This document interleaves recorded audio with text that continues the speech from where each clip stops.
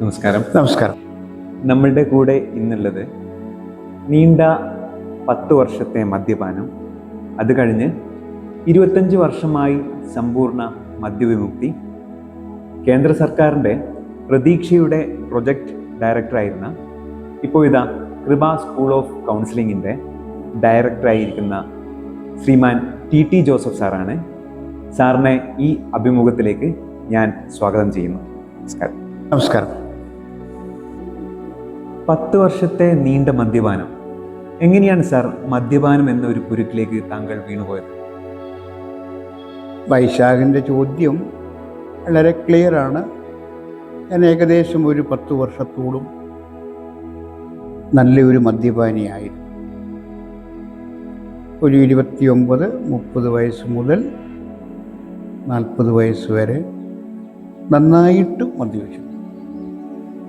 അപ്പം ചോദ്യം എങ്ങനെയാണ് ഈ മദ്യപാനത്തിലേക്ക് പോയതെന്ന് പറയുന്നതിന് മുൻപ് ഒരാൾ എന്തുകൊണ്ടാണ് മദ്യപിക്കുന്നത് എന്ന് നമ്മൾ അറിഞ്ഞിരിക്കണം.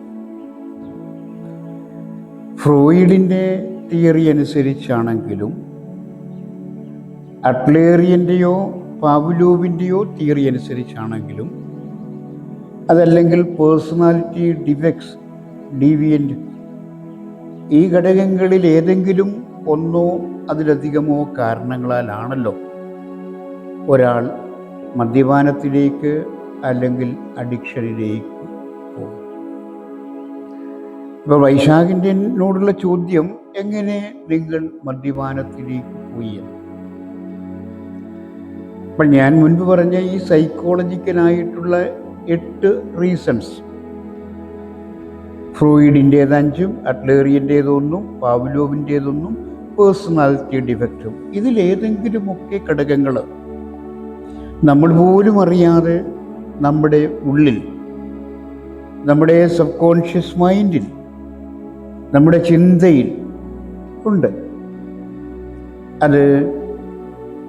അതിൽ ഏതെങ്കിലുമൊക്കെ വേണമെങ്കിൽ നമുക്ക് പെട്ടെന്ന് പറയാവുന്നത് അഡ്ലറിയൻ്റെ ഇൻഫീരിയോറിറ്റി കോംപ്ലക്സോ, അതല്ലെങ്കിൽ നമ്മുടെ 8ാമത്തെ പേഴ്സണാലിറ്റി ഡിഫക്ട്സ്, ഇങ്ങനെ ഏതെങ്കിലുമൊക്കെ ഘടകങ്ങൾ എന്നിൽ സ്വാധീനിക്കുകയും അതനുസരിച്ച് ഞാൻ പോലും അറിയാതെ മദ്യപാനത്തിലേക്ക് പോവുകയുമാണ് ചെയ്യുന്നത്.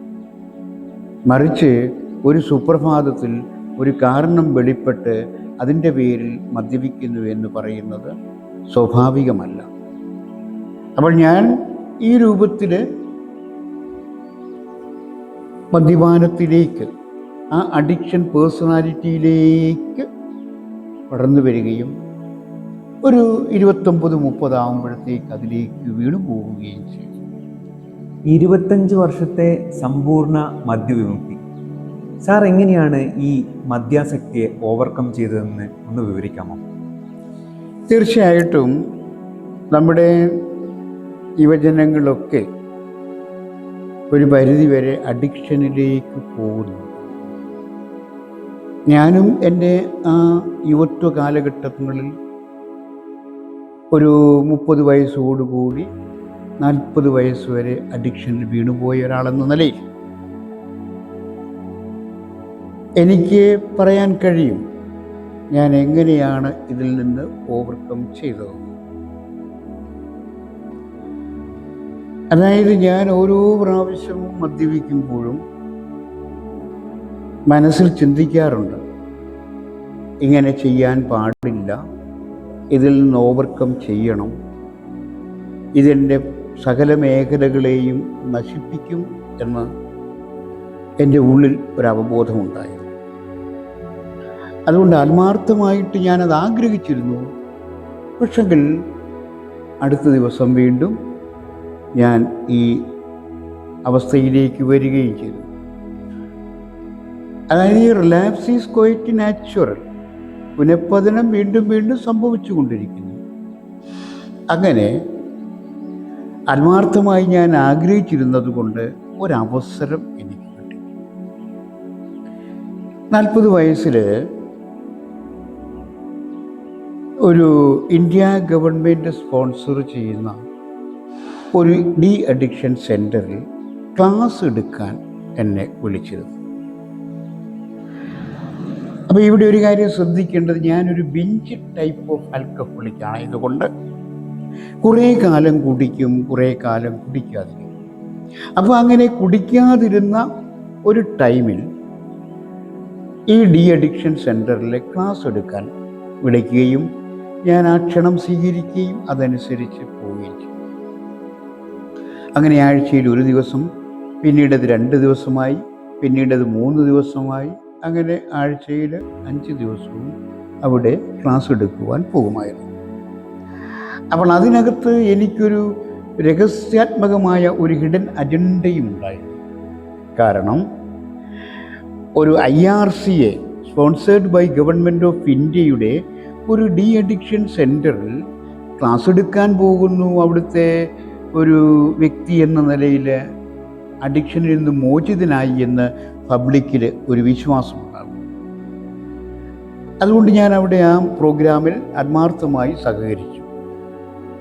അങ്ങനെ കുറേ കാലം കഴിഞ്ഞപ്പോൾ ഇന്ത്യ ഗവൺമെൻറ് NISD ഒരു ട്രെയിനിങ്ങിൽ പങ്കെടുക്കാൻ വേണ്ടി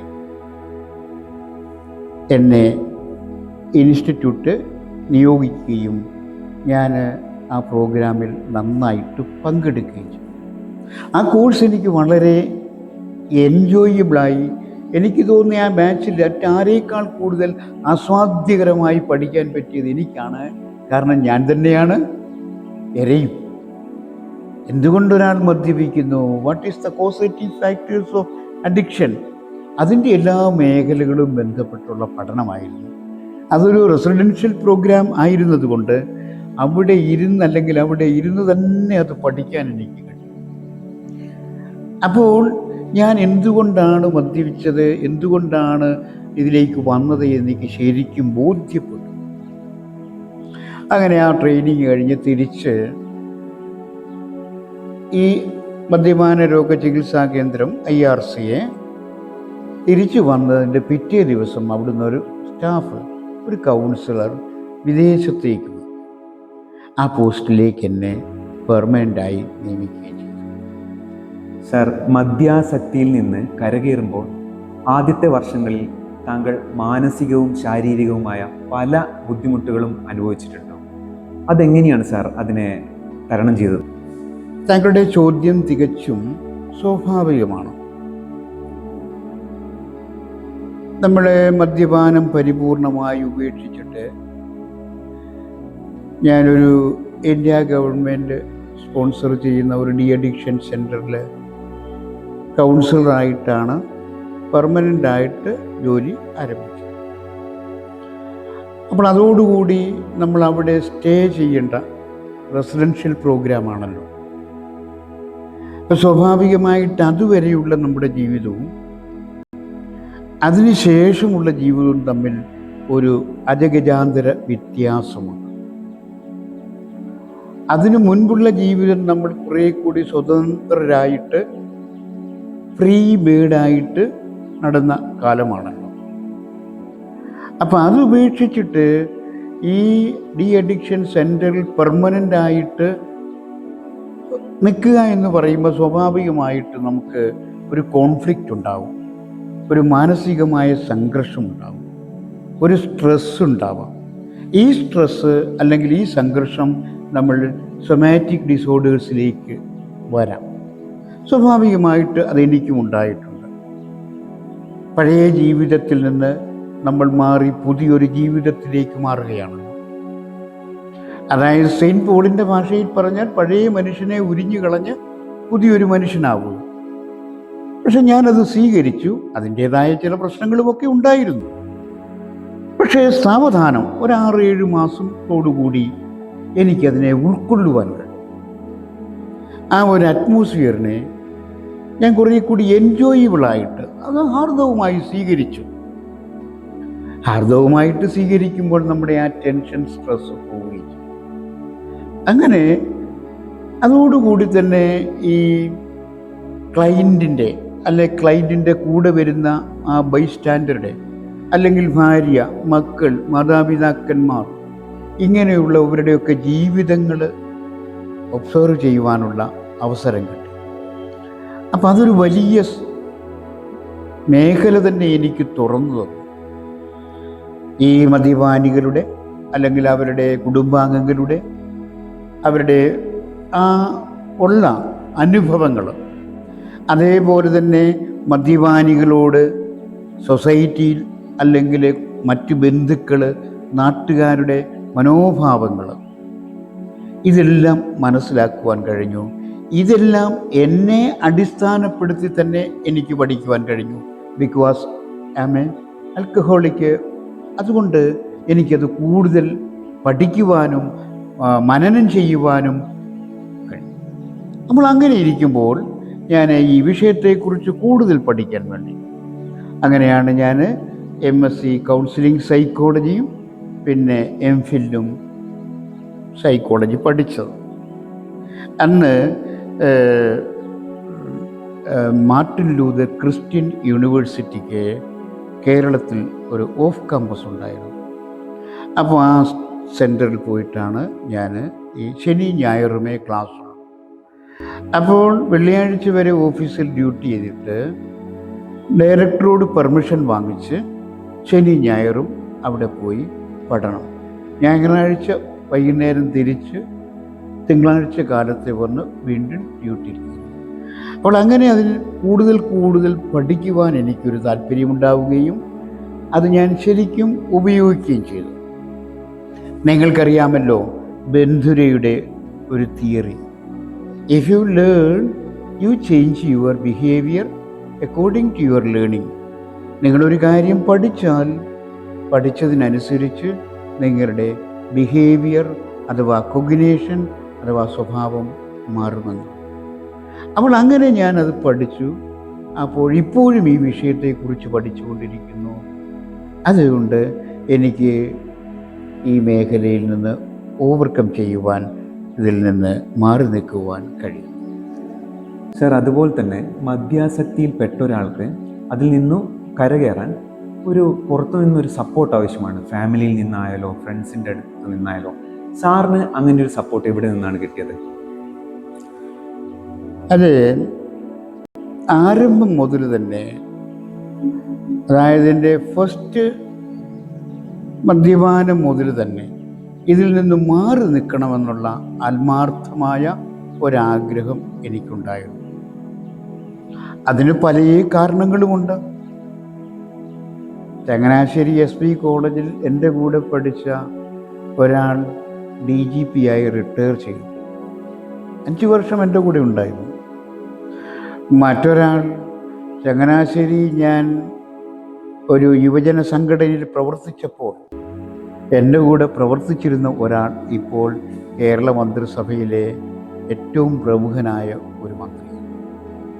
പക്ഷെ ആ ബന്ധം എനിക്ക് കീപ്പ് ചെയ്യാൻ കഴിഞ്ഞില്ല.